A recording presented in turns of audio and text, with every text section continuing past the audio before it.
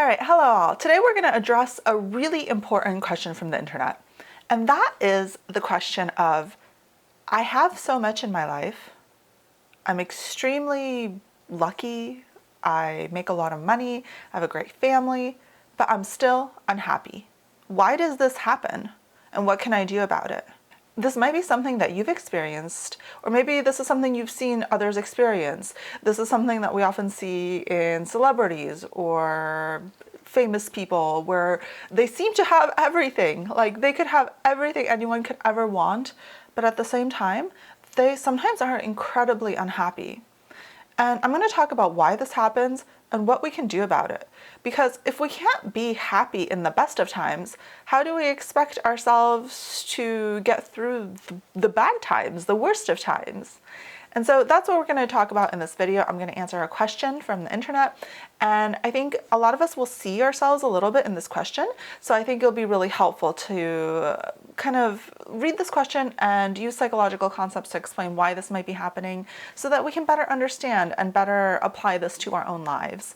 Okay, but before we get started, I ask you to subscribe and like and do all the YouTube things because I feel really strongly about disseminating psychological mental health content like this. I think there's a lot of individuals that could benefit from seeing a video like this, and so I really ask you to help in my mission in doing that, and much thanks for any of you that have done so already. Okay, so before we get started, I'm going to lay out the kind of table of contents for this video so that you know if you want to skip ahead or do anything like that. So what we're going to do, we're going to read the question. It's a really great question. It has a lot of details, so we're going to get into that. And then we're going to talk about depression. Is this depression? How do you know if you're depressed? Are you subclinically depressed? Are you actually depressed? Should you go seek treatment from a psychiatrist? So we're going to talk about that. How to know if you're actually depressed and what you should do if you're not. Maybe you're only subclinically depressed and you can't actually benefit from psychiatric treatment. Okay, and then what we're going to do is we're going to talk about why. Why do we get depressed? Why does this happen?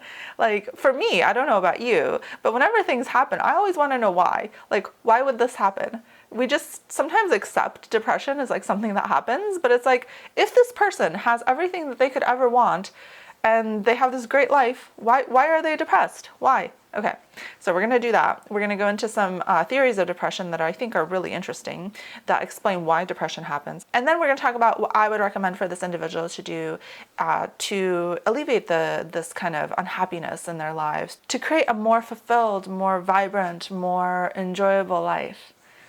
All right, so first of all, to the question. I'm going to pop this up on the screen. It's quite long. I'm going to try to summarize as best I can so that you all don't get bored, because I know we all have short attention spans these days.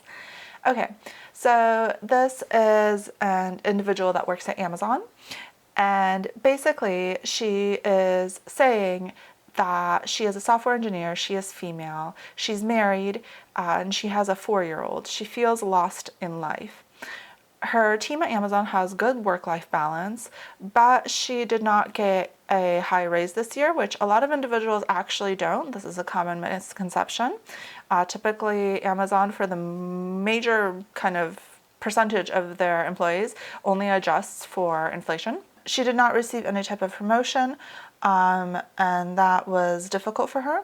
And so she thinks that maybe she would do better if she was going to transfer to another organization. She cares about her career development, but also her family has agreed that she would focus on work-life balance. So she interviewed at various organizations, Google, Meta, Twitter, and LinkedIn. And she feels that those organizations were not good opportunities, or perhaps she didn't get far in the interview cycle. And now the only things that are remaining are Airbnb and cash, but she has lost passion in continuing to prepare for them. She is not happy with her current job due to the pay and the promotion. And she says she can stay even though she's unhappy. So she spent quite a bit of time in preparing for these interviews. So in the past 4 months, she hasn't had a good work-life balance. She mentions that between her and her husband, they make $600K a year. And they have a low mortgage, but they are still not happy, and that they're generally not happy each day. They feel a bit lonely and bored. And at the same time, she mentions that she's gained at least 20 pounds in the past 2 years. I mean, a lot of people have in the pandemic, right? And she's lost confidence in her appearance, even though COVID has ended and now it's it's fine to go out and meet friends and all that. She just doesn't want to do that. And so she forgot what normal life should be like. In the past 2 years, we have been staying at home. I was busy with work for a year and a half, then busy with interview prep for half a year. We don't meet friends often.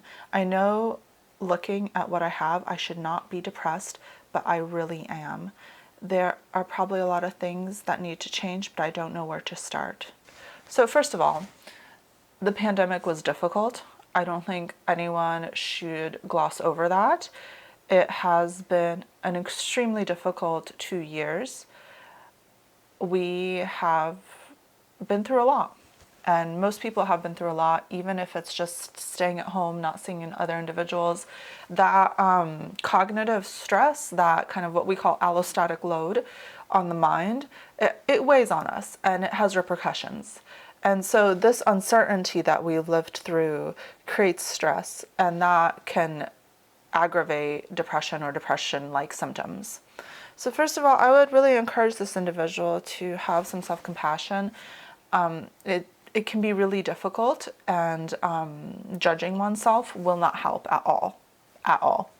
Okay, so now that that's been established, second of all, if this is true depression, then mental health, therapy, medication, physician's visits will be important. So it is crucial to seek the proper treatment if one does have depression. So in order to assess whether one does or does not have depression, if you should kind of go see someone, you can take one of those online psychological assessments. I recommend the Beck Depression Inventory. It's often used in research studies, and I will link that below if you'd like to take a look at it and kind of see for yourself. There are only 21 questions. It's really fast. So that can be helpful to know if you need to go see someone. If you do think you have depression, you need to seek treatment. It's important. It's something that is invaluable. It's just, and she mentions that she works at Amazon. She must have good insurance, and this would all be covered. Yeah, and of course treatment is time consuming, but I think it's literally the most important thing if you are in this situation. Okay, with that said, a lot of individuals fall into what we call subclinical depression or low-grade depression, in which they actually can't qualify for a depression diagnosis. So meaning that their score on the Beck Depression Inventory or whatever inventory was used isn't high enough to actually qualify as depression. And so you can kind of be in this like purgatory where you're not quite yourself, but you also don't have depression. And oftentimes that can be considered one of the worst places to be, because you can't quite receive the same treatment, but at the same time you don't feel good and you have all of these depression symptoms, and you're just not living life the way you would love to have it lived. You're not quite the person you want to be. If that is you, then this video is very much for you, because I am not kind of in the space of treating depression, but I am in the space of helping individuals create the lives that they want to live. Okay, so let's get into why this might be happening. So there are several theories of depression, and there's a few I think that jump out at me that could be applied to the situation. So first of all, there's a theory of depression called learned helplessness, in which we believe that when an individual does not feel like they have freedom or agency in their lives, they become depressed. So when an individual feels stuck or feels like they can't really control the outcome of what they want to be doing, then depression sets in. And so there are a few elements here that speak to me of learned helplessness, in that it seems like others are deciding for this female engineer whether she should pursue certain opportunities or not. And it's important that she's weighing in kind of family opinions, but at the same time, I kind of sense an element that this isn't what she wants to do. It sounds like she wants to focus a little bit more on her career and really find that opportunity that is invigorating to her. And so when we feel kind of that stuckness, it can really shift us into a more depressive state. And obviously in the pandemic, we had a lot of learned helplessness because we just weren't able to engage in all of the normal activities that we would have prior to the pandemic, and for good reason. But if that feeling of stuckness can be really troublesome for individuals, and that feeling of kind of being controlled. Obviously, there's a spectrum here, so certain individuals deal with it a lot better than others. But some people, just even a little bit, it just puts them straight into kind of a depressive state. Also, another thing that speaks to me here is maybe the inflammation theory of depression. So we know that inflammation and depression are actually bicausal. So that means that depression causes inflammation and inflammation causes depression. So there's a physical component to depression in which there's an upregulation of inflammation. And inflammation typically happens in our bodies when there's an illness. So it's a protective mechanism that protects us from getting an infection or upregulating our immune system. And so the issue here is oftentimes chronic inflammation. So chronic inflammation is correlated with all kinds of mental health issues, particularly depression. So things that increase inflammation, particularly chronic inflammation, one of the things that actually increase chronic inflammation in our bodies is having a significant increase in adipose tissue, which means body fat. So body fat is actually pro-inflammatory, meaning that it increases inflammation in our bodies. Just it like sitting there and existing increases our inflammation levels. And so if an individual were to gain a significant amount of body fat in a short period of time, then that could increase their inflammation levels and therefore increase a propensity toward depression. And so some kind of physical health interventions might actually be really, really effective in decreasing depression for this individual. So that could be working with a nutritionist, joining a gym. It doesn't have to be like insane. It could just be focusing on eating whole foods that are not processed. This is like literally like the one thing, if you could do one thing, just do this. Eat whole foods that are non-processed, no additive sugars, etc., because those are actually quite pro-inflammatory. So there's all these diets out there. It's all very confusing. But if you just think like, is this a food that like I could get like in nature? Is this a food I could get like 200 years ago? Then you're good. Like you're good. Like you're completely fine if this is something you could eat 200 years ago. Just stick with that. And then including some light exercise would be really beneficial. The studies on depression and exercise are so good. I will link some stuff below from Rhonda Patrick, who's an excellent researcher, and she has like this whole Wikipedia page on depression and things that you can do from a physical standpoint to decrease issues with depression or depressive symptoms. Really excellent article. Would recommend reading.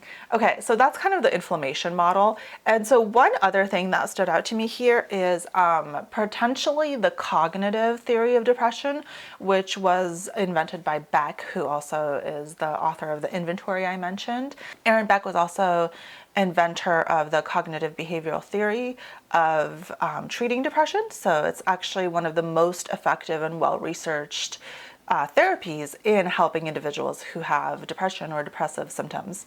Okay, so the cognitive theory of depression essentially states that individuals have a lot of cognitive distortions when they are depressed, and essentially treating depression is treating those cognitions. And cognitions is just a fancy way of saying thoughts.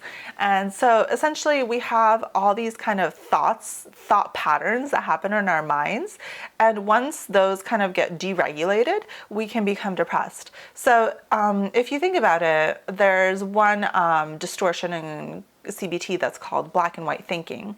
So that essentially means that individuals who have depression view things in a very bifurcated way. So basically like either you do really well at these interviews and you get all of the jobs and you're doing great, or you completely fail and you're like an epic failure. And so maybe someone that isn't depressed would kind of view this as like, oh, this is a spectrum, like sometimes I do well in some interviews and sometimes I do not as well in others. And that's okay. That doesn't mean that I'm like a failure. But individuals with depression typically view things as very black and white, and they tend to catastrophize. They tend to think like, if this is happening, it means something really bad will happen in the future. If this is happening, it means that there's something bad about me. If this is happening, then this is like hard evidence that things are gonna go very poorly. And there's a major component of hopelessness in both psychological models of depression. So hopelessness is very important for depression. So kind of this idea that in the future will be worse than the present. So some of you might have been a little bit shocked at how much total compensation this family has. Here in the tech area in Seattle, this is actually quite normal. So $600K a year is not an abnormal tech salary for two individuals. But some of you might be thinking like, if I was making that much, I'd be ecstatic. Unfortunately, we actually have fairly good evidence that total compensation is not that highly correlated with happiness. So we know that there's a baseline for how much an individual needs to make to kind of have their needs fulfilled, but actually income is not that well correlated with emotional well-being. So I will link that study below, and what the study indicated was, this was several years ago, but what the study indicated was that about $75K a year is kind of the minimum salary needed to achieve emotional well-being, and anything above that doesn't actually have significant impact. So maybe you could adjust that for inflation, maybe give it $85K, but basically there should be no kind of indication that if this family were to earn more money that they would be more happy. The research does not point to that at all. So kind of sorry to disabuse anyone that thinks that. And this is something that a lot of individuals kind of think, that I will be happy when. So I will be happy when I'm making $800K instead of $700K. But the research really does not point to that. And actually, what we see is that individuals become more unhappy when they reach that goal that they've set. So the reason for this is that oftentimes kind of having that fantasy of that goal, having that framework in your mind is protective. So basically what you can do is you can blame your unhappiness on that lack of the 200K, on that delta between those incomes. Oh, obviously I'm unhappy because, I'm only making 600K, right? That's kind of the mathematical equation that happens in the mind. But once you can't blame your unhappiness on your lack of income, on your lack of position, on your lack of a partner, things like that, then you're just stuck with yourself and your unhappy nature. And then what? Then you can't blame it on anything, and that's quite depressing. So what happens here is that I think a lot of us forget that we have thousands and thousands of years of religious, philosophical, scientific traditions that state material possessions will not bring you happiness. But in our kind of consumerist world these days, we forget that. It's hard, it's easy to forget. And so we think that okay, I will be happy when I get the promotion. I will be happy when I make that extra income.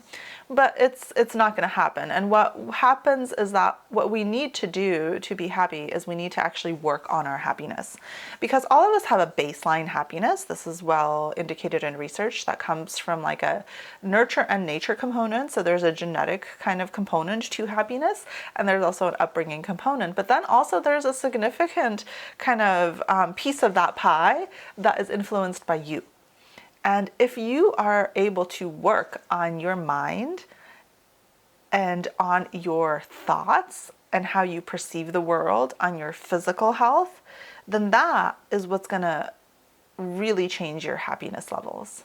And that might be working with a coach, working with a therapist, engaging in a meditation practice, starting up some exercise, kind of figuring out things that will decrease your inflammation when it comes to your diet.